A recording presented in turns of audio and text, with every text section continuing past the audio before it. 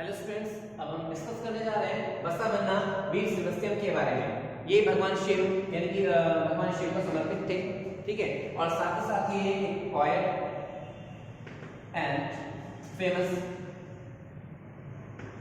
Saint भी रहे हैं, ठीक है।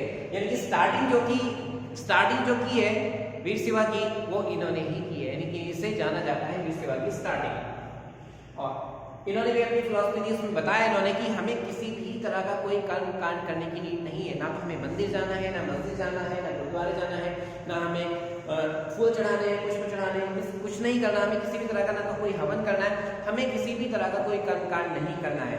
हमें केवल क्या करना है कि हम सब भगवान के ही हैं, हमें भगवान में ही विलय हो जाना है, ठीक है। यानी कि जो गॉड है, जो सुप्रीम पावर है, हम उससे अलग नहीं, हमें अपने आप को उसी में विलय कर लेना है, उसी में ऐड हो जाना है। और इनके साथ में इनके और भी जो है फिलॉसफर थे, इनके साथ में जो आए इनके सपोर्ट में, जैसे बात करते हैं आलमा प्रभु की।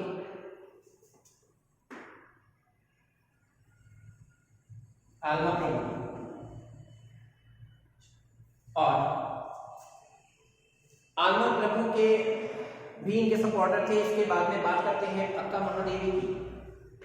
सेकंड अगर हम बात करें अक्का महादेवी, ठीक है। ये जो अक्का महादेवी है फीमेल सन,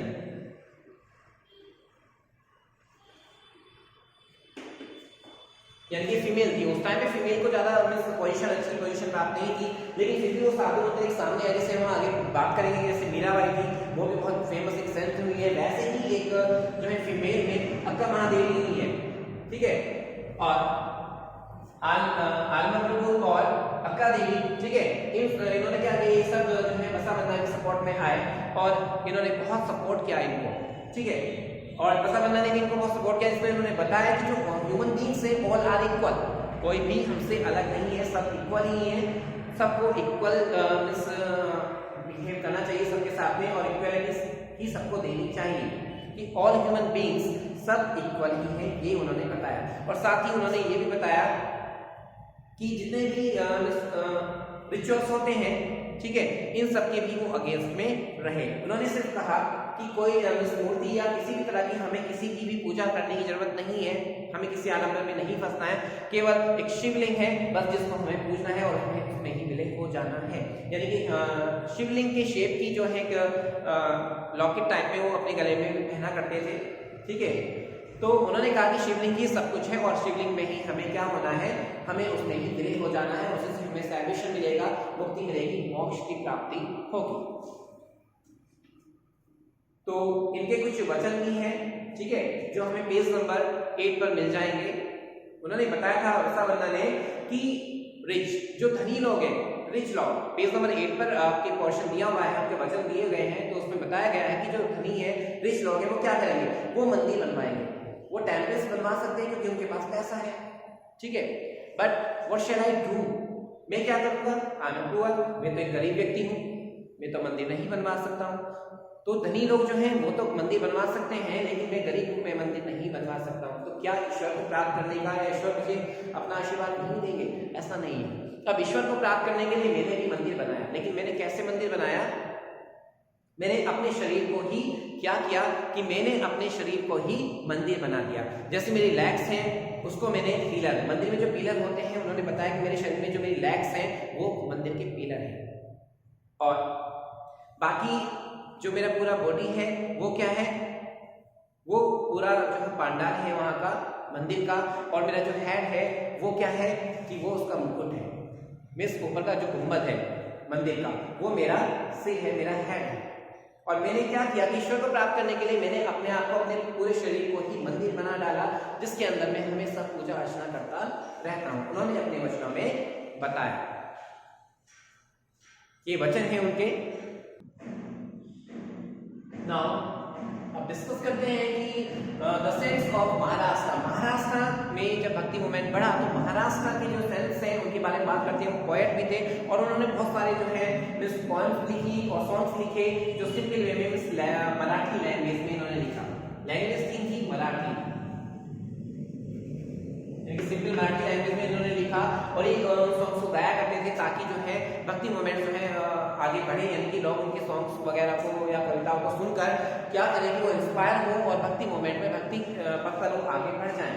तो इनके बहुत सारे जो है वहाँ पर सॉन्ग्स थे जो गाए जाते थे और ये कहते थे, इनका सिर्फ मानना ये था कि मन से पुकारो, कि मन से पुकारो, ईश्वर भगवान जो है वो दौड़े चले जाएंगे। अगर हम दिल से आत्मा से भगवान को पुकारेंगे तो भगवान देर नहीं लगाएगा और वो तुरंत दौड़ा चला आएगा। तो कीर्तन भजन इस तरह की जो चीजें थी वो बहुत ज्यादा इनके टाइम में बहुत ज्यादा पॉपुलर हुई, बढ़ती चली गई। ये मन कहते थे कि मन से पुकारे तो ईश्वर हमारे सामने जरूर आएगा, वो दौड़ा चला आएगा। कुछ और भी जो इम्पोर्टेंट सेंस हुए उस टाइम पर, जैसे ज्ञानेश्वर, यानी कि इनको ज्ञानेश्वर के नाम से भी कहीं कहीं पर जाना जाता है।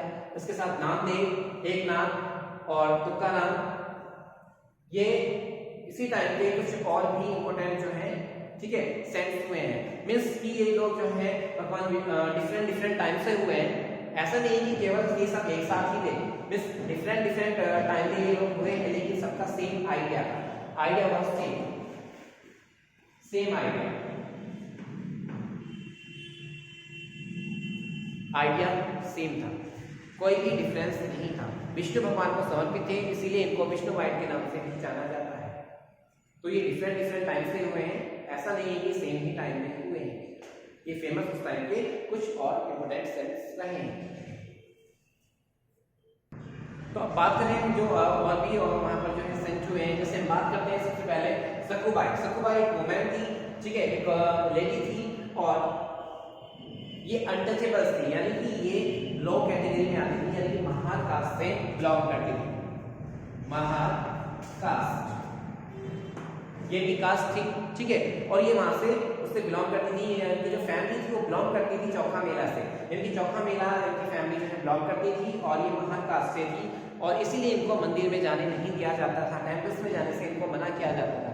एक बार कहा जाता है कि ये दीवार में यहाँ पर जब जा रही थी तो दीवार में के ऊपर गिरी और ये दबकर मर गई। तो जब ये दीवार के ऊपर गिरी तो इनकी हड्डियों से विठला की साउंड आई, तो इसलिए वहाँ पर एक मंदिर भी है, विठला टेम्पल के नाम से जाना जाता है। तो इस तरह की कुछ कहानियां भी हैं जो बताई जाती हैं। उसके बाद हम बात करते हैं नरसिंह मेहता, जो दूसरे हमारे इम्पोर्टेंट सेंट हुए हैं उस टाइम पर, तो हम उनकी बात कर रहे हैं, ठीक है। नरसिंह मेहता ये गुजराती सेंट हुए हैं, गुजराती सेंट, ठीक है। इन्होंने कहा था दे सेड, इन्होंने कहा था, क्या कहा था इन्होंने कि they are Vaishnavs who understand the pain of others. इन्होंने कहा था कि they are Vaishnav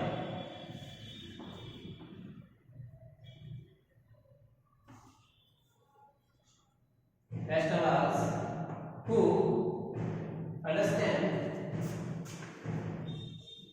understand the pain of others.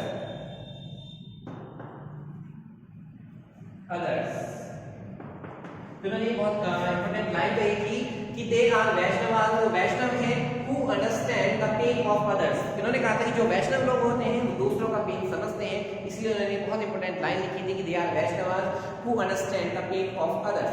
Mahatma Gandhi, कहा जाता है कि महात्मा गांधी इन्हीं के इनसे बहुत ज्यादा प्रभावित थे, तो इन्हीं के जो ये क्वालिटी थी, गुण थे, इन्होंने महात्मा गांधी ने अपने अंदर एडॉप्ट किए थे।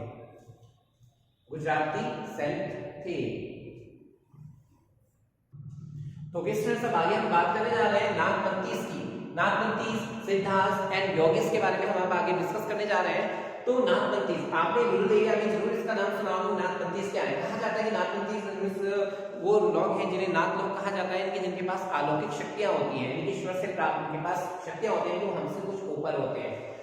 तो नागपंथीज आपने रूरल एरिया में जरूर ये नाम सुना होगा। बात करते हैं सिद्धार्थ की, सिद्धार्थ यानी कि कुछ कहा जाता है कुछ लोग ऐसे होते हैं कि जो ईश्वर में ध्यान लगाते हैं और इसको सिद्धियां प्राप्त हो जाती है, यानी कि सिद्धि प्राप्त करने वाले लोगों को सिद्धार्थ के नाम से जाना जाता है। एंड कुछ लोग बात करते हैं यहाँ पर योगिस। योगिस को कहा जाता है कि कुछ लोगों ने सुना होगा कि जैसे कहा जाता है कि हिमालय है और हिमालयों के जो माउंटेन्स है हिमालय के, उनमें बहुत सारे ऋषि मुनि हैं या बहुत सारे सेंट्स ऐसे हैं जो सालों से वहां पर तपस्या कर रहे हैं या ध्यान लगाए हुए बैठे हैं, यानी कि योग कर रहे हैं, जैसे ब्रीथिंग एक्सरसाइज कर रहे हैं, योगासन में वो बैठे हुए हैं। तो इस तरह की जो चीजें हैं वो बैठे हुए वहां पर कर रहे हैं, तो ये कहलाते हैं योगेश। ठीक है, तो इनमें क्या कहा गया, इन सब में एक ही बात को होना चाहिए कि सब कुछ आडंबर है, इसके अलावा कुछ नहीं है, सारी चीजें आडंबर है। हमें क्या करना है कि हमें पुराने जितने भी रिचुअल्स है, रीति रिवाज है, उन सबको इन्होंने मना किया है। इन्होंने कहा कि पुराने रिचुअल्स जो है उनको छोड़ दीजिए, रीति रिवाजों को छोड़ दीजिए और अपने अकॉर्डिंग ईश्वर को प्राप्त कीजिए, यानी अपने अकॉर्डिंग जैसा आपका मन करता है वैसे ही आप जो है ईश्वर में ध्यान लगाइए। ठीक है, तो इन्होंने ये सारी चीजें बताई है। इन्होंने कहा है कि अगर वर्ण सिस्टम की बात की जाए तो कोई वर्ण सिस्टम नहीं होता है, वर्ण सिस्टम कुछ नहीं है। हम सब जो है ईश्वर की संतान है, ईश्वर ने ही हमें जन्म दिया है और हमारे अंदर सेम ब्लड है, कोई अलग नहीं है। तो हमें इन सारी चीजों को, आडंबरों को छोड़ देना चाहिए एक साइड में, पुरानी जो रिचुअल्स हैं उन्हें छोड़ देना चाहिए। तो इन्होंने बताया है पथ टू सैल्वेशन, पथ टू सैल्वेशन।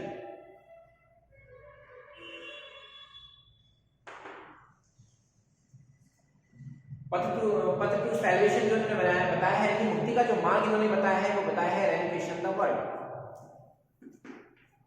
रेनुकेशन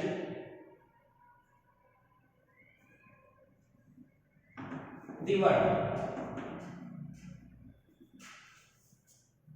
यानी कि दुनिया को त्याग दीजिए, दुनिया का जो त्याग है वो मोह माया को त्याग दीजिए। ठीक है, यानी कि रेनुकेशन द वर्ल्ड, पूरे वर्ल्ड को त्याग दीजिए और केवल ईश्वर पे ध्यान लगाइए, ईश्वर में ही अपना ध्यान लगाइए और जितने भी आडंबर हैं वो सारे आडंबर को छोड़ देना चाहिए। इसके अलावा इन्होंने बताया कि अगर ईश्वर को प्राप्त करना है तो क्या करना है, हमें मेडिटेशन करना होगा। मेडिटेशन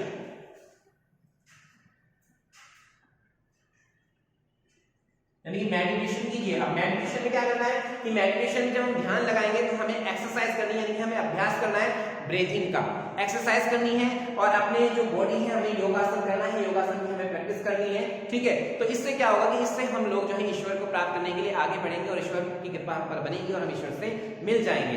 तो ये सारी चीजें लो कास्ट की जो कैटेगरी के लोग थे उनमें ये बहुत ज्यादा जो है पॉपुलर हुआ, यानी कि लो कैटेगरी वाले सिस्टम के अकॉर्डिंग देखा जाए तो जो जिनको नीची जाति में माना जाता था, तो उनमें ये जो सिस्टम बताया गया कि रेनुकेशन द वर्ल्ड की त्याग दीजिए, किसको, संसार को, दुनिया को, मोह माया को, सबको त्याग दीजिए, सब आडंबर है, कुछ नहीं है, इससे निकलो और ईश्वर को प्राप्त करने के लिए आगे बढ़ो। तो इन सारी चीजों को अलग कर दिया, करने के लिए बताया गया इसमें, और ये सारी चीजें जो लो कास्ट के लोग थे उनमें बहुत ज्यादा पॉपुलर हुई और हमारे जो इंडिया में, ठीक है, नॉर्थन इंडिया में जो लो कास्ट के लोग थे उनमें ये सारी चीजें जो है बहुत ज्यादा फेमस हुई, यानी कि इंडिया के जो नॉर्थ एरिया है उसमें लो कास्ट के लोगों में ये जो नाथपंथी, सिद्धार्थ और योगेश का जो ये पंथ चलाया, जो बताया गया, ठीक है, प्रैक्टिस करना, एक्सरसाइज करना, ईश्वर को प्राप्त करने के लिए बहुत ज्यादा फेमस हुआ।